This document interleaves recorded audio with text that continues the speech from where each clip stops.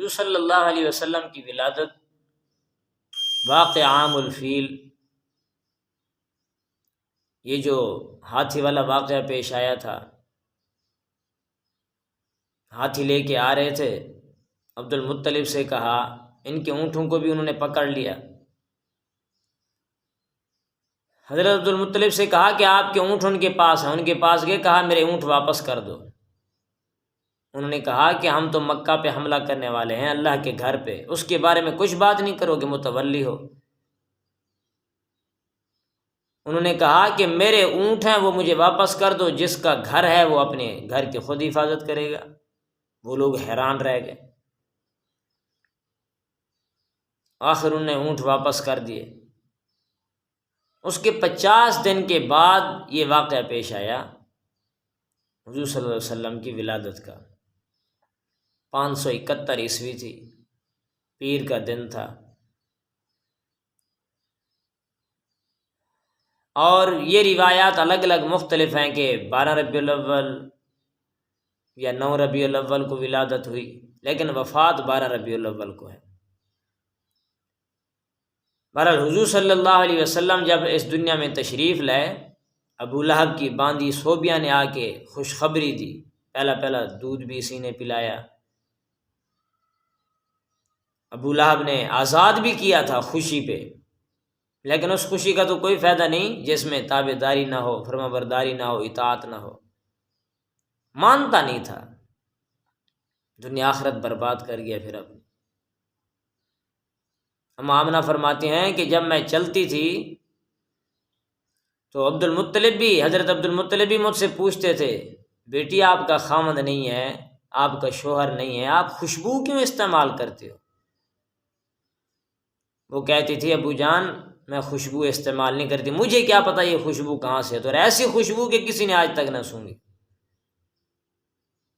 وہ فرماتے ہیں کہ میں بکریاں چرانے کے لیے چلتی تھی، چلتے چلتے اگر میرے پاؤں کے نیچے پتھر بھی آ جاتے تھے وہ بھی موم ہو جاتے تھے، نرم ہو جاتے تھے، گھل جایا کرتے تھے۔ یہ خطیصہ فرما رہے تھے کہ فرماتی ہیں کہ میں جس جگہ سے گزرتی تھی وہاں کے درخت بھی جھک جھک کے مجھے سلام کرتے تھے،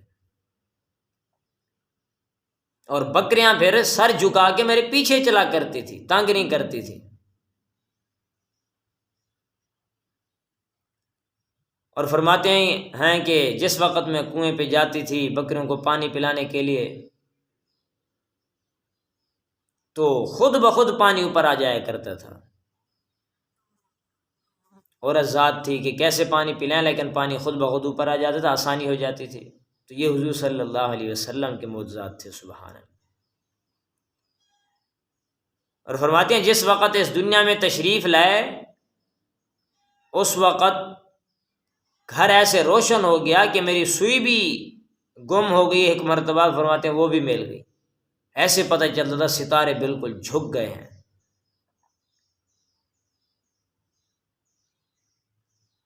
اور اللہ تبارک و تعالیٰ نے جس وقت یہ خوشخبری عطا فرمائی تو فوراً عبد المطلب کے پاس بھیجا، وہ بیت اللہ کے متولی بھی تھے، وہاں پہ تشریف فرما تھے، انہوں نے اللہ کا شکر ادا کیا، اس پر حضور صلی اللہ علیہ وسلم کو لے گئے، اس پر اللہ کا شکر ادا کیا، بڑے خوش ہوئے، انتہائی خوش ہوئے۔ اللہ فرماتے ہیں لقد من اللہ علی المؤمنین اذ بعث فیہم رسولا، اللہ کی حالانکہ بے پناہ نعمتیں ہیں انسان کے اوپر، زندگی نعمت ہے، صحت نعمت ہے، کھانے پینے کی نعمتیں الگ ہیں، اولاد نعمت ہے، ساری کی ساری نعمتیں اللہ نے کبھی کسی کا شمار نہیں کرایا۔ یہ آنکھ، کان، زبان، یہ ساری کی ساری نعمتیں ہیں، ہاتھ پاؤں کا سلامت ہونا، یہ سارا کا سارا یہ جو ہے نعمت کے اندر شمار ہوتا ہے۔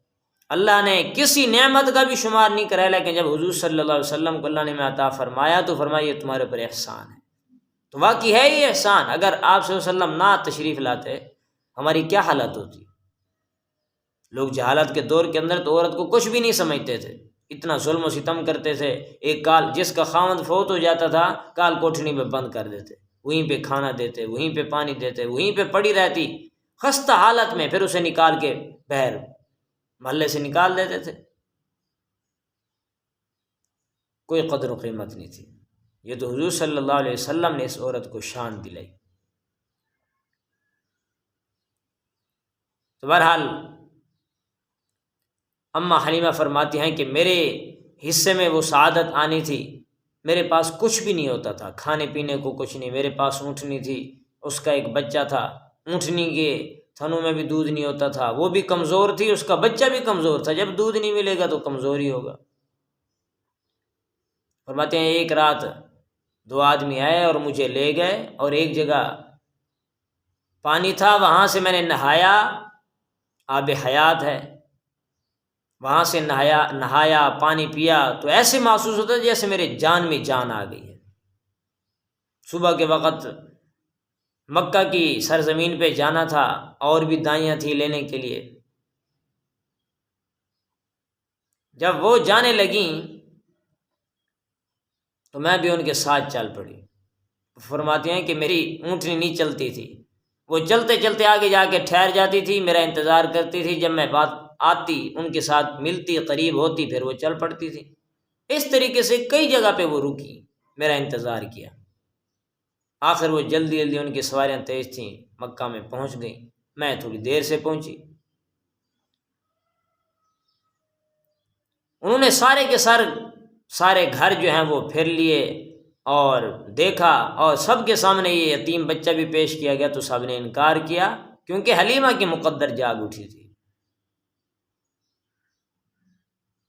اور یہ امیروں کے بچے لے کے آ گئیں، اور یہ چلتے چلتے کہا کہ حلیمہ اب کیا کرے گی، بس ایک یتیم بچہ ہے، لینا ہے تو لے آؤ، نہیں تو سارے کے سارے بچے ہم تو لے آئی ہیں۔ کہا نہیں، میں لے کے آؤں گی۔ اللہ نے خوشخبری دی تھی۔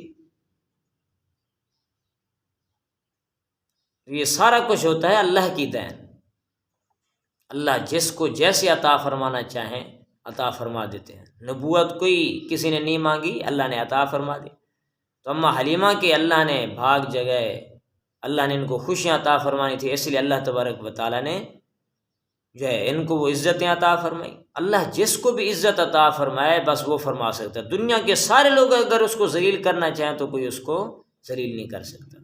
اگر اللہ کسی کو ذلیل کرنا چاہے تو سارے لوگ عزت دینے پہ لگے کھڑے ہوں تو کوئی اس کو عزت نہیں دے سکتا۔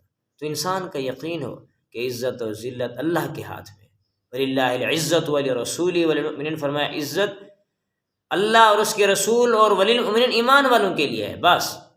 وَلَكِنَّ الْمُنَافِقِينَ لَا يَعْلَمُونَ، لیکن منافق لوگ جانتے ہی نہیں ہیں۔